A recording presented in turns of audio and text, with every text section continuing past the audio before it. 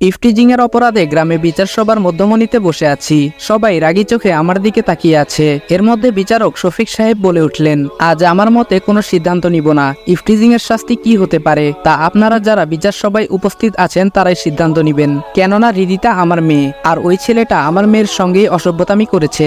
এলাকার বড় নেতা জাবেদ সাহেব বলে উঠলেন, দেখুন, আজ যদি এই ছেলেটাকে আমরা গ্রামবাসীরা ছাড় দেই, তো আজ শফিক সাহেবের মেয়ের সঙ্গে ইফটিজিং করেছে, কাল আমাদের মেয়ের সঙ্গে যে ইফটিজিং করবে না তার কি গ্যারান্টি আছে? সুতরাং আমি আজ এই ছেলেটার উপযুক্ত শাস্তি কামনা করছি, যাতে এইরকম জঘন্য কাজ না করতে পারে। বিচার সভার সবাই তার কথার সাথে একমত হয়ে গেল। তার আগে ইফটিজিং এর বিষয়টা পরিষ্কার করে ফেলি। শুনুন তাহলে, আমি রনি হাসান, এবার ইন্টার দ্বিতীয় বর্ষে পড়ছি, এবং যে মেয়ে আমার নামে নালিশ করেছে তার নাম হৃদিতা, আমার ওই ক্লাসমেট। হৃদিতার সঙ্গে আমার প্রায় 2 বছরের একতরফা ভালোবাসা ছিল। আমি ভালোবাসলেও হৃদিতা আমাকে ভালোবাসতো না। আপনারা হয়তো ভাবছেন হৃদিতা আমাকে ভালোবাসে না দেখে তার সঙ্গে ইফটিজিং করেছি। না, আমি ইফটিজিং করিনি। সত্য কথা বলতে হৃদিতা যেমন ভদ্র তেমন সুন্দরী, যার দরুন কলেজের সব ছেলেদের ক্রাশ ছিল হৃদিতা।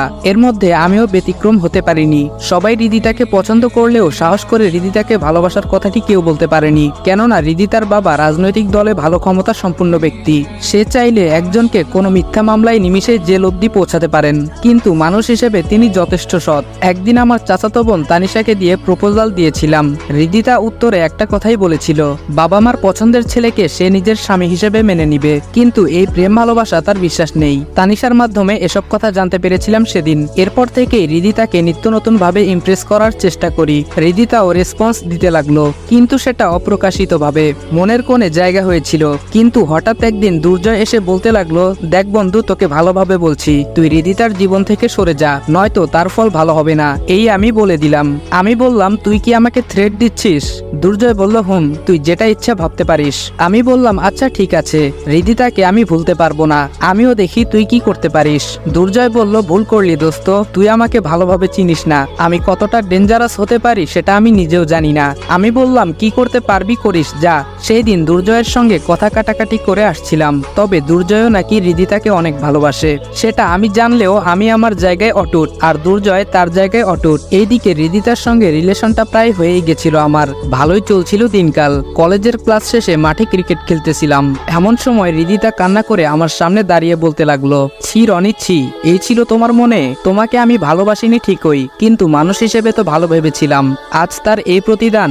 আমার হাতে একটা চিঠি ধরিয়ে দিয়ে বলল, আর অপরদিকে হৃদিতা কান্না করছে অবিরাম।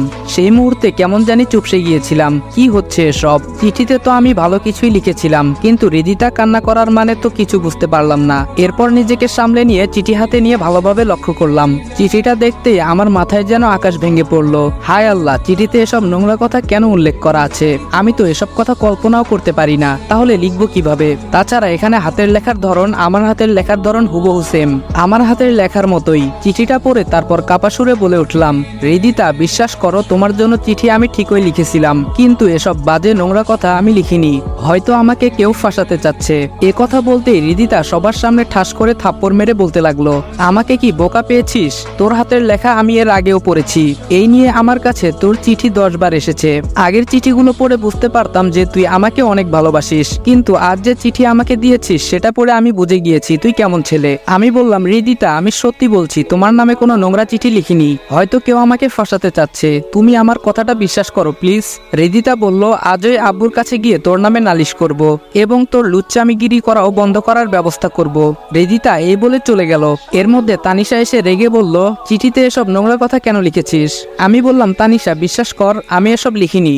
আমি ওকে আগের মতোই লাভ লেটার দিয়েছিলাম। তানিশা আমার গালে থাপ্পড় মেরে বলল, চুপ, আর একটা কথাও তুই বলবি না। তোর এই রিলেশনের জন্য কি না করেছি। আজ কেমনে পারলি হৃদিতাকে বাজে প্রস্তাব দিতে? শেষে তানিশাও আমাকে অবিশ্বাস করলো। এখন সারাদিন চিৎকার করে বললেও কেউ আমার কথা শুনবে না। কি আর করার, চুপ হয়ে মাটির দিকে তাকিয়ে আছি। এর মধ্যে দুর্জয় ডেভিল মার্কা হাসি দিয়ে বলল, ছি ছি দোস্ত, তোর দ্বারা এই জঘন্য কাজ আমি মোটেও আশা করিনি। এই বলে শয়তানি একটা হাসি দিয়ে চলে গেল। এবার বুঝতে পারলাম এই সব কিছুর জন্য দুর্জয় দায়ী, কিন্তু এখন সকলকে বললেই কি আমার কথা বিশ্বাস করবে? তারা ভাববে অপরাধী অপরাধ করে সে তো নিজেকে নির্দোষ প্রমাণ করবে, এটাই স্বাভাবিক। কিন্তু আমি এখানে কোনো দোষ না করেই দোষী হয়ে গেলাম।